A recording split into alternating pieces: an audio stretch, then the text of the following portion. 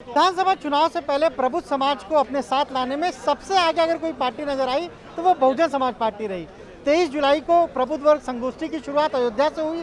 सतीश चंद्र मिश्रा जी ने उसकी शुरुआत की थी और आज समापन लखनऊ में हुआ, जहां बीएसपी सुप्रीमो मायावती ने प्रबुद्ध जनों के साथ संवाद किया और एक तरीके से मिशन 2022 का आगाज भी आज से बीएसपी का हो गया। आज से आगाज हो गया सर?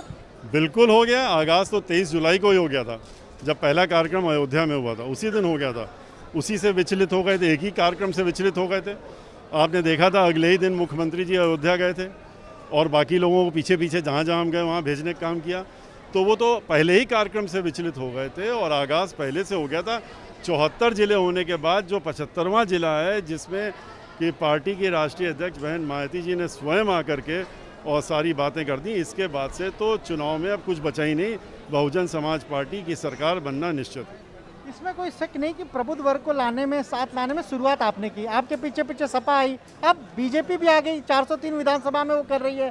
पर सभी ये कह रहे हैं कि आप 2017 से अब तक चुप क्यों बैठे थे, अब क्यों याद आ रही है आपको? देखिए, चाहे सापा हो, सापा जो पीछे पीछे आई, लेकिन आपने देखा 1 तारीख एक दिन आई, उसके बाद ख़त्म मामला, क्योंकि मिला ही नहीं कोई, तो क्या करेंगे।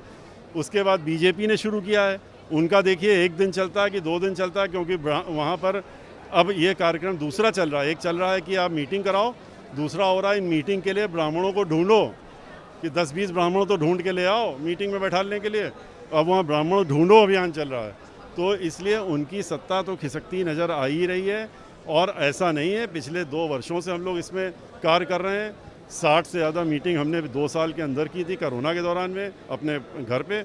बाकी ये मीटिंगें आपने देख ही लिया, 74 जिलों में करने के बाद आज 75वें जिले की हुई। बीएसपी सुप्रीमो ने कहा कि जब सरकार में आएंगे ब्राह्मणों को उचित सम्मान मिलेगा। क्या टिकट देने में भी उचित सम्मान मिलेगा? हर जगह, हर चीज़ में।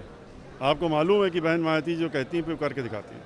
9 अक्टूबर को अब नए कार्यक्रम का ऐलान किया है, सबको बुलाया, यानी हम कहें तो एक मेगा इवेंट वो भी होगा 9 अक्टूबर का। देखिए, 9 अक्टूबर एक ऐसा दिन है जिस दिन हम लोग श्रद्धांजलि अर्पित करते हैं और हर वर्ष होता है, हर जिले में होता है। अब की बार बहन मायावती जी ने ये कहा है कि हम लोग यहीं पर करेंगे आगे। आप अयोध्या गए तो वैसे भी अयोध्या जा रहे हैं, आज वैसे ही जा रहे हैं। अरे कोई भी जाए, वो जिसके नाम आप लेते, कितनी हर पार्टी अब जाएगी, वो नकल करने का काम तो कर ही रहे हैं ना, तो नकल करने दीजिए, उससे हमें कोई इतराज़ नहीं है। बीजेपी ने जो कहा कि सपा बसपा को वोट देना पाप है, इस तरह की टिप्पणी।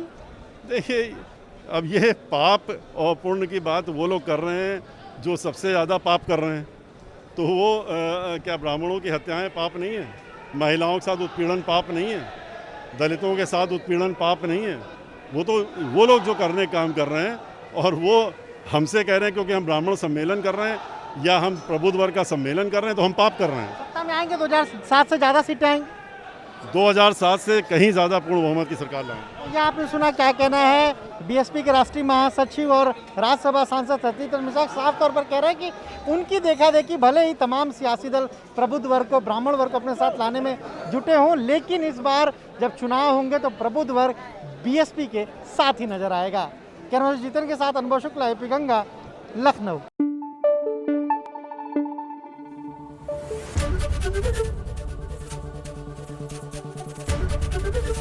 एबीपी गंगा, खबर आपकी, जुबान आपकी।